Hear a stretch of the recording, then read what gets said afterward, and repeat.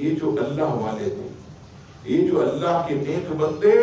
انہوں نے ساری زندگی مخلوق خدا کی خدمت کی، ساری زندگی یہ لوگوں کو نوازتے رہے، ساری زندگی لوگوں کا پیٹ بھرتے رہے۔ انہی خاصان خدا میں ایک ہستی حضرت قطب عالم شاہ بخاری رحمت اللہ تعالی، یہی وہ لوگ ہیں خدا کی قسم کہ جنہوں نے اپنی زندگی میں اتنا لوگوں کو نوازا کہ ان کی سیرت کے بارے میں میں نے پڑھا کہ کوئی سائل آپ کے پاس آتا تو خالی نہیں لوٹاتے، نہ ہوتا تو دوسرے سے لے کر بھی سامنے والے کی جولی بھرتے،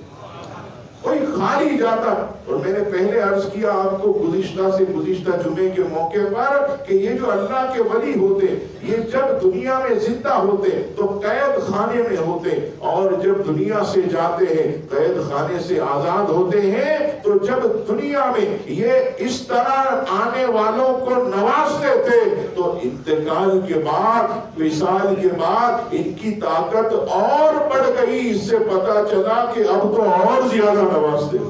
اب تو اور زیادہ جو ہے وہ عطا کرتے ہوں گے۔ اور حضرت قطب عالم شاہ بخاری رحمت اللہ تعالی علیہ کی شان عظمت دیکھیے،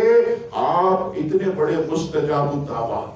اور اللہ تبارک و تعالیٰ کی بارگاہ میں اتنے مقبول کہ آپ اگر کسی کے لیے دعا کے لیے ہاتھ اٹھاتے تو ہاتھ جب اللہ کی بارگاہ میں بلند کرتے، ہاتھ نیچے نہ آتے تھے، اللہ تعالیٰ سامنے والے کی جھولی کو بھر دیتا، اس کی مراد کو پورا فرما دیتا تھا۔ اور حضرت قطب عالم شاہ بخاری رحمت اللہ تعالی علیہ کا فیض اس قدر ہے کہ یہ جو بڑے بڑے اولیاء کرام آج سے 100 سال یا 150 سال پہلے جب یہاں سے گزرتے، یہ بڑی حیرت کی بات۔ اور اس وقت حضرت قطب عالم شاہ بخاری علیہ رحمہ کا جو مزار ہے وہ بالکل جو ہے چھوٹا ہوا کرتا، ایک قبر انور ہوتی، اور بالکل جو آج شاندار طریقے سے بنایا گیا ایسا نہ ہوتا تھا۔ لیکن خدا کی قسم لوگ بتاتے ہیں کہ 100 سال قبل جب یہاں سے کوئی اللہ کا کامل ولی گزرتا تو کھڑا ہو کر اپنی سواری اور اپنی گاڑی کو روک کر یہاں پر